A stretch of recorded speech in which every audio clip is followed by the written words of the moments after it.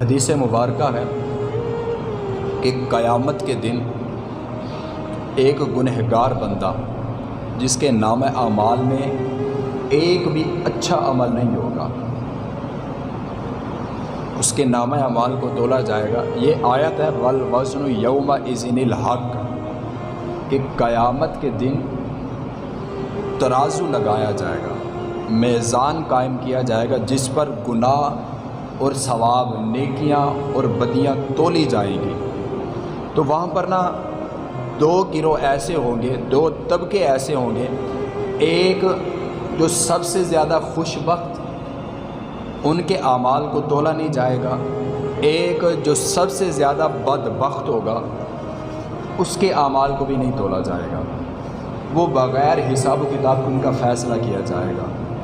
اب ایک خوش بخت ہے، ایک بدبخت ہے، تو پھر بات سمجھ نہیں آ رہی۔ تو جو خوش بخت ہوگا وہ ہوگا کہ جس کے نام اعمال میں ساری نیکیاں ہوں گی، برائی ایک بھی نہیں ہوگی۔ تو پھر وزن تو اس کا کیا جاتا ہے کہ دونوں پلڑوں میں اگر کوئی چیز آئے، اب نیکیوں والے پلڑے میں تو نیکیاں آ گئی، برائی والے پلڑے میں تو کچھ نہیں آئے گا،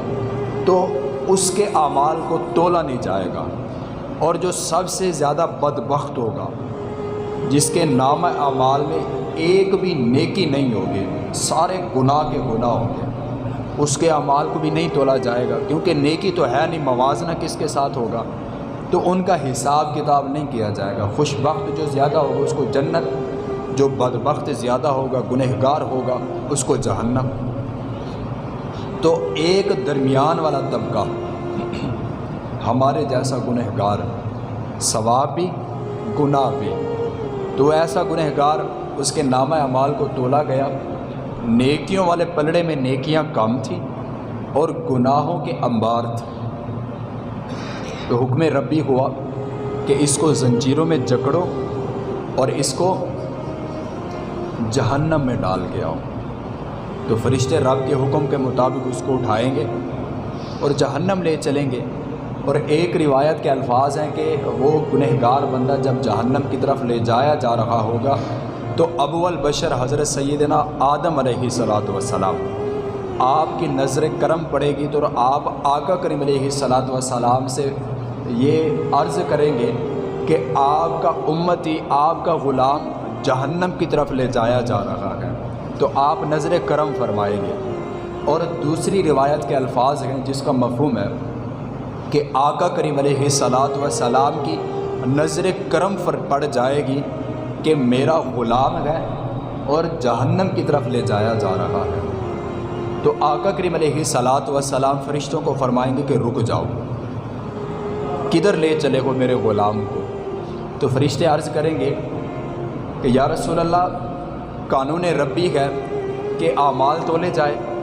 نیکیاں زیادہ ہوں تو جنت، اگر برائیاں زیادہ ہوں تو جہنم، نیکیاں کم تھی برائیاں زیادہ تھی تو جہنم لے چلے گا۔ تو آقا کریم علیہ السلام ارشاد فرمائیں گے واپس لے آؤ اسے، میری موجودگی میں اس کے نام اعمال دوبارہ تولو۔ حضرت یہاں پر رک کے ایک بات کروں گا کہ ملائکہ جو ہیں وہ تولنے میں ہیر پھیر تو نہیں کر سکتے، یہ کوئی پاکستان کا دکاندار تو نہیں ہے نا جی حضرت کے تولنے میں ہیر پھیر کر جائے گا، اونچ نیچ کر جائے گا وزن میں۔ ملائکہ کوئی سوچ بھی نہیں سکتا کہ وہ وزن میں ہیر پھیر کر سکتے گئے، اونچ نیچ کر سکتے گئے، لیکن آقا کریم علیہ السلام ارشاد فرمائیں گے کہ کس کو واپس لے آؤ،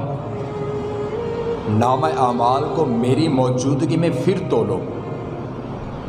تو فرشتے واپس لے کے آئیں گے، نام اعمال کو تولا جائے گا، جو بدی والا پلڑا ہوگا اس میں برائیاں بہت زیادہ ہوں گی اور نیکیوں والے پلڑے میں نیکیاں بہت کم ہوں گی۔ تو آقا کریم علیہ السلام اپنی مزمر والی چادر سے چمکتا دھمکتا ہوا خوبصورت سا سفید ہاتھ نکالیں گے اور ایک پرچی پکڑیں گے اور نیکیوں والے پلڑے میں رکھیں گے، اور نیکیوں والے پلڑے کا وزن زیادہ ہو جائے گا۔ تو وہ جو گنہگار ہوگا وہ بڑا پریشان ہوگا کہ ایک پرچی، ایک چھوٹا سا کاغذ کا ٹکڑا اور وزن اتنا زیادہ، تو وہ سوال کرے گا، عرض کرے گا کہ یا رسول اللہ اس ایک ٹکڑے میں کیا تھا ایسا کہ جس نے میری دنیا ہی بدل دی ہے؟ تو آقا کریم علیہ الصلاۃ والسلام ارشاد فرمائیں گے کہ اے میرے غلام، اے میرے محبوب، اے مجھے چاہنے والے، دنیا میں تو نے مجھ پر جو محبت کے ساتھ درود پڑھا تھا، یہ وہ درود تھا جس کا اتنا وزن ہے۔ تو پھر سوال پھر کھڑا ہوا کہ کیا جو درود و سلام ایک غلام نے پڑھا وہ نامہ اعمال میں کیوں نہیں تھا؟ فرشتے تو قریب ہیں، نیکی بھی برائی بھی دونوں لکھ رہے ہیں، تو وہ گنہگار جو تھا جب اس کے نامہ اعمال کو تولا گیا تو اس وقت درود کیوں نہیں آیا؟ اس وقت وہ حساب و کتاب میں کیوں نہیں تھا کہ آقا کریم علیہ الصلاۃ والسلام لے کر آئے؟ تو پھر یہاں پر سوال کا جواب یہ ہے کہ جو امتی اپنے آقا پر محبت کے ساتھ درود پڑھتا ہے دنیا کے کسی کونے میں بھی بیٹھ کر، فرشتوں کو بھی اس کا علم نہیں ہوتا لیکن آقا تک وہ درود پہنچ جاتا ہے، اور آقا کریم علیہ الصلاۃ والسلام وہ درود لے کر میزان عمل پر ہماری شفاعت فرمانے کے لیے کھڑے ہوتے ہیں۔ تو حضرت یہ درود وہ عبادت ہے کہ جس میں رب تعالیٰ خود بھی شریک ہوتا ہے۔ اب آپ کہیں گے حضرت کہ یہ کیسے ممکن ہے کہ ہم نے درود پڑھا، فرشتوں کا علم نہیں ہوا، نامہ اعمال میں نہیں لکھا گیا، سیدھا حضور کے پاس پہنچ گئے؟ یہ سوال ہے نا، کر سکتے ہیں؟ تو پھر جواب بھی ہے اس کا کہ اگر ہمارا ایک بھائی and of the world Norway میں بیٹھا ہوا ہے، دنیا کے آخری کونے میں بیٹھا ہوا ہے، یا امریکہ میں بیٹھا ہوا ہے، کئی کوسوں میل دور بیٹھا ہوا ہے، ہم یہاں سے بیٹھ کر حضرت موبائل نکالیں، نمبر ملائیں، اس کو فون کریں، ٹائم نہیں لگتا، 1 سیکنڈ 2 سیکنڈ 10 سیکنڈ 1 منٹ زیادہ سے زیادہ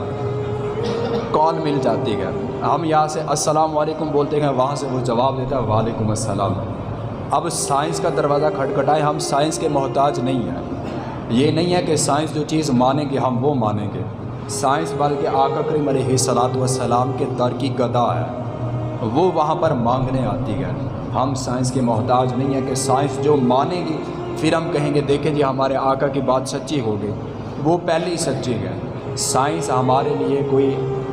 معتبر چیز نہیں ہے۔ اب سائنس کو اگر آپ پڑھیں نا، چھوٹے چھوٹے بچے کو بھی یہ پتہ ہوگا کہ یہ پوری دنیا جو ہے ہوا سے بھری ہوئی ہے۔ اب جو ہماری جو ویوز ہے، جو ہماری آواز ہے، وہ ہوا کی پشت پر سفر کرتے ہوئے ہمارے اس بھائی تک پہنچتی ہے کہ جو دنیا کے آخری کونے میں بیٹھا ہوا ہے، اور ہوا ایسی چیز ہے جس کا وجود کوئی نہیں ہے۔ اگر سائنس کے بنائے ہوئے ایک الیکٹرک فون کے ذریعے جو وائرلیس ہے، جس کا کنیکشن کوئی نہیں ہے، تار کوئی نہیں ہے، اگر اس کی ویوز جو ہے وہ ہوا کی پشت پر سفر کر کے کچھ لمحوں میں